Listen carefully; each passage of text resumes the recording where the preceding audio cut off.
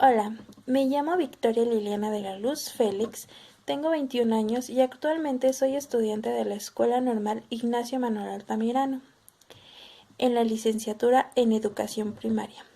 Mi catedrático se llama Brian Iván Rojas Arrieta y me imparte la materia del estudio del medio ambiente y la naturaleza. Les voy a hablar del tema de trastornos de la personalidad. Primero, los trastornos de personalidad son comportamientos que se apartan sustancialmente de las expectativas sociales y culturales. Puede aparecer desde la adolescencia o empezando la edad adulta. Estos pueden afectarle por los prejuicios de la sociedad, ya sea desde la misma casa, trabajo, escuela y por supuesto de uno mismo. Estos trastornos pueden durar toda la vida. Trastornos narcisista de la personalidad. Estas personas tienen una autoimportancia elevada, creen ser especiales e únicos. Sus relaciones tienen que cumplir sus expectativas y su propio estatus. Sus relaciones personales son muy frágiles y comúnmente no tienen empatía a estas personas, no valoran a los demás y solo buscan sacarle provecho a las personas que los quieren y tienen la necesidad de estar a su lado. Trastornos histriónico de la personalidad.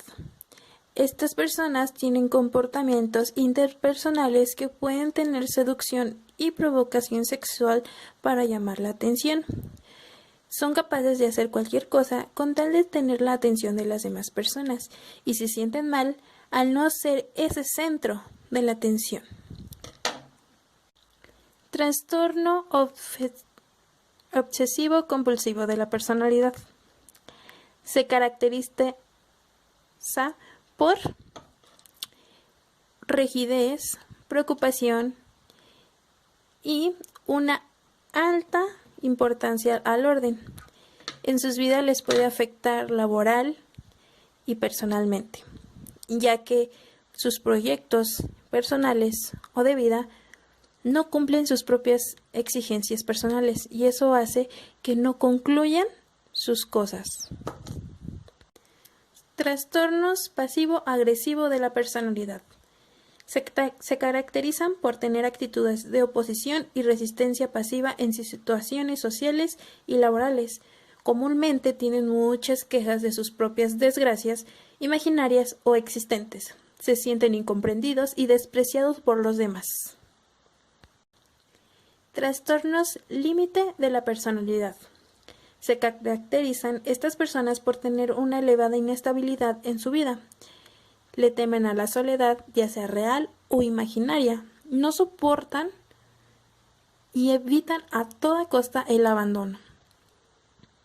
Sus relaciones, por ende, pueden ser muy afectadas, ya que no soportan ese tipo de vida, junto con ese tipo de personas, con ese trastorno. Trastorno sádico de la personalidad. Estas personas se caracterizan por tener conductas como agresión, violencia o crueldad. Disfrutan el sufrimiento físico o psicológico de las personas y animales. Estas personas suelen hacer mucho daño a personas de su entorno o ajenas de su entorno personal. Trastornos de paranoide de la personalidad. Estas personas se caracterizan por sospechar y desconfiar hacia los demás, ya sea desde las personas que conoce desde años o personas que acaba de conocer. Son personas que les cuesta mucho abrirse y interactuar con otras personas. A menudo tienen malinterpretaciones y sus relaciones personales son muy frágiles y tóxicas. Puede llegar a ser muchos problemas por sus historias que no existen o existentes, pero sobre todo porque no existen y hacen toda una telenovela en su mente. Trastornos autodestructivo de la personalidad. Estas personas se caracterizan por tener experiencias que los lleven a tener situaciones o relaciones que producen sufrimiento, frustración y maltrato. No les importa que la gente los trate bien, al contrario, aleja a las personas que le hacen o lo quieren hacer cambiar para una mejor vida.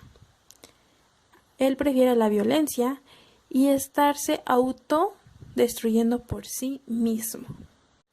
Los trastornos depresivos de la personalidad son personas que tienen autoconceptos de desilusión, pesimismo, remordimiento, tristeza, culpabilidad. Suelen tener demasiada baja autoestima y sus relaciones son muy inestables. Pueden caer en una gran depresión, incluso pueden llegar a la muerte, el autosuicidio y dañar a otras personas. Los trastornos de personalidad por dependencia son personas que tienen miedo al abandono, dependen mucho de las personas, son incapaces de tomar decisiones por sí, ya que necesitan las opiniones de más personas para poder tomar aquella decisión. Tienen la necesidad de protección y cuidado por los demás.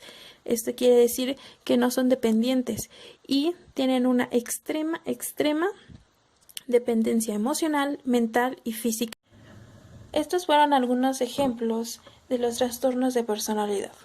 Pero como docente, ¿qué podemos hacer o cómo podemos interferir con un posible caso de un alumno que tenga un trastorno o algún problema? Ok, primero que nada, no somos médicos para autodiagnosticar a un alumno con una enfermedad mental o física. Sea cual sea el caso, no somos médicos para diagnosticar ese tipo de cosas. Entonces, primero, antes de hablar con sus tutores de sus conductas que ya sobrepasaron ese nivel tolerable, se tiene que llevar un registro de todas las conductas y todas las palabras posibles que hace el alumno para poder validar que ese alumno está haciendo cosas, ¿sabes? Entonces, el registro antes que nada. El papá tiene y debe llevar al niño con un especialista para tratar ese problema. Posteriormente, si te llega un alumno y ya tiene más bien sus documentos, que ya fue al médico y ya está diagnosticado y válido por un profesional, entonces sí, podemos tener al alumno en el salón. Sin embargo, aún así tiene que llevar un registro para que no vaya malos entendidos en un futuro o que vaya a pasar algún caso superior o mayor de riesgo para otros alumnos. Otro punto es integrar a los alumnos, integrarlos a todas las actividades y no hacerlos menos ni juzgarlos. No, al contrario, si se puede y se tiene la autorización, claro, de los padres, informar a todos los alumnos que conviven con él, sobre todo a los del aula, ¿no? Hablar con los maestros, directores y todos aquellos que se involucren en la escuela. ¿Para qué? Para que sepan la condición del niño, del alumno. Entonces, haciendo esto, podremos integrarlo y que el joven o niño se sienta bien en ese lugar y no se sienta como una persona de riesgo o que no quiere estar ahí, y eso va a facilitar muchísimo las cosas. También podemos buscar estrategias como docentes si no sabemos del tema o del trastorno o no sabemos cómo manejar ciertas cosas, investigar y acercarnos a especialistas que nos puedan ayudar y guiarnos para tener una mejor comunicación con este tipo de personas. Utilizar actividades que les agrade a ellos y que ellos mismos se comprometan con participar, con llevar una buena relación, ya sea de maestro-alumno, alumno-maestro y así, de alumnos a alumnos. Otro punto que yo considero que es importante es que ellos tengan su propio control y poder de decisiones. Cuando impones, ellos ¿qué hacen? Ponen una barrera. Entonces se sienten atacados, se sienten mal. Entonces necesitamos que ellos sientan que son importantes, que ellos valen, que su palabra, sus acciones cuentan. Entonces es muy necesario que ellos tengan ese afecto, ¿sabes? Que pueda tener esa confianza. Y comunicación, demasiada comunicación y desde con el alumno, desde sus tutores y ver un proceso de cómo se comporta el niño. Creo que esos serían algunos puntos que yo utilizaría por un posible caso. Pienso que hay muchísimas maneras, pero estas son de las más importantes que yo considero que deberían de hacer, ¿no? Sobre todo informarnos, conocer del tema y no hacer de menos a nadie. Sobre todo si estás en una institución que es laica, la educación. Entonces es importante saber manejar las situaciones con calma, con toda la responsabilidad del mundo y no menospreciar a nadie. Apreciar e integrar a todas las personas para llevar un buen control de salud.